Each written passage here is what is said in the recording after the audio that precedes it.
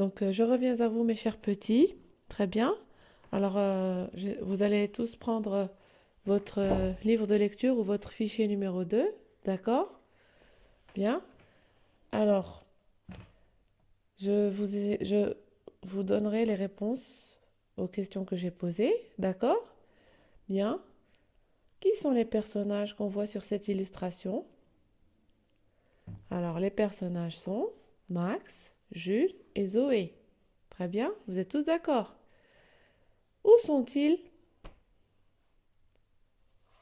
Ils sont dans le jardin.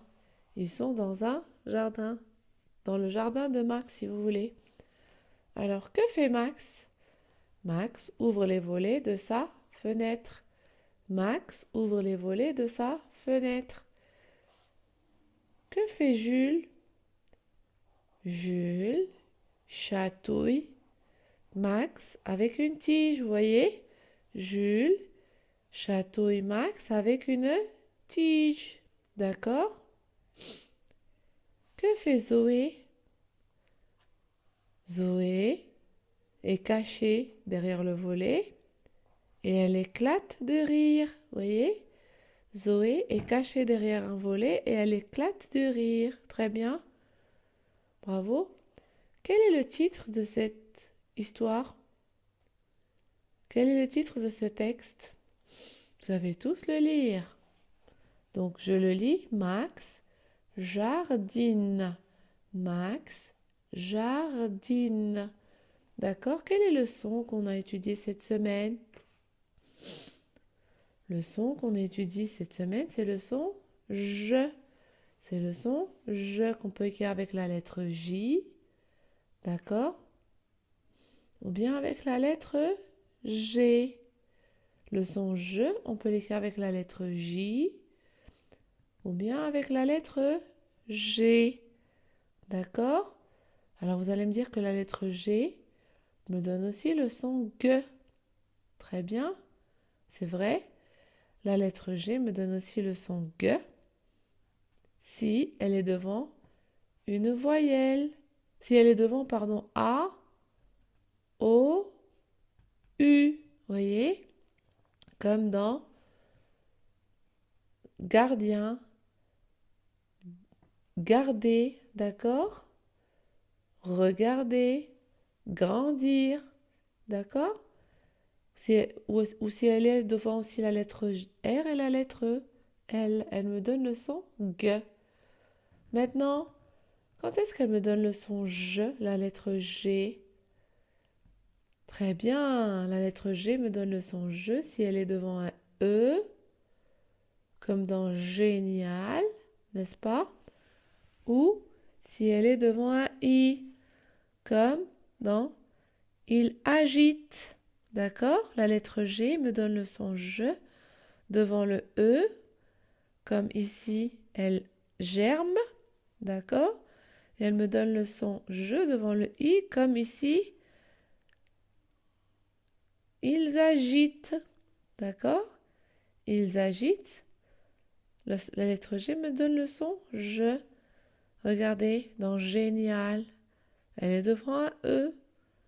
C'est pour ça qu'on la lit je. Légère, géante.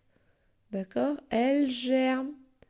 Et là, elle est devant un I, donc elle me donne le son je, comme agite, comme gigantesque. D'accord? Bien. Alors, donc on lit le texte. Max jardine. D'accord?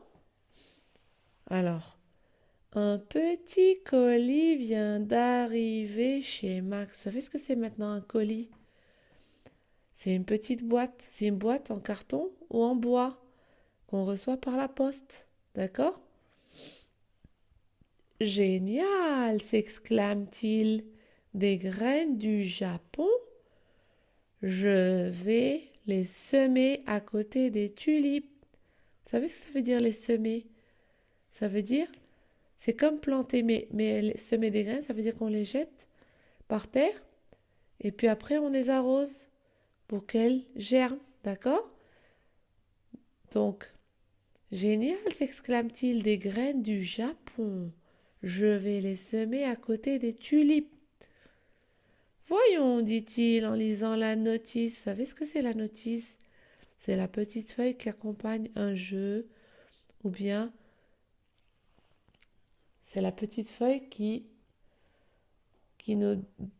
indique les règles à suivre, d'accord? Je creuse un petit trou dans la terre et je mets les graines. Je les recouvre de terre légère et j'arrose. Maintenant, je vais attendre qu'elles germent. Vous savez ce que ça veut dire, qu'elles germent?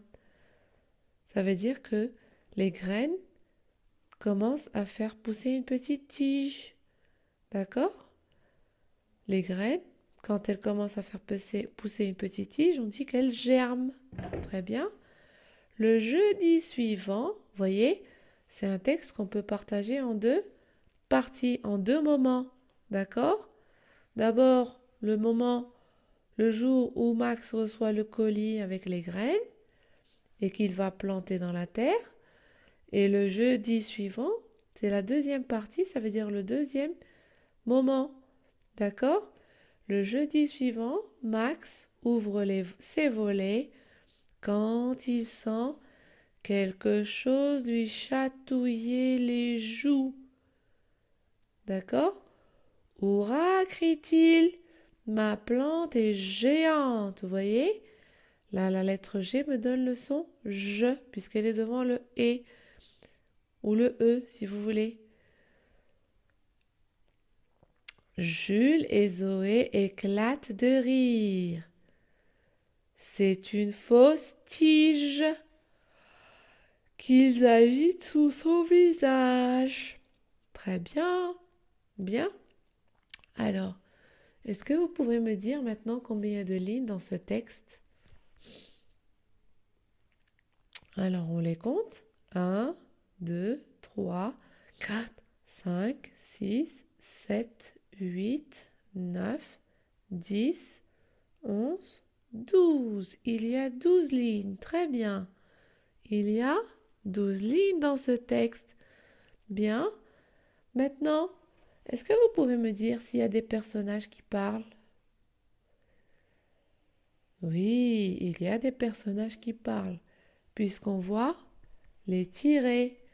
Et quand il y a des tirets dans un texte, ça veut dire que le personnage ou les personnages parlent. D'accord?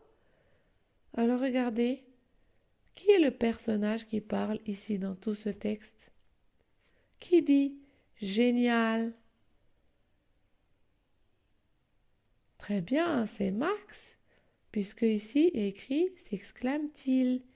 Et quand on parle de il, alors il ici c'est quoi? C'est qui?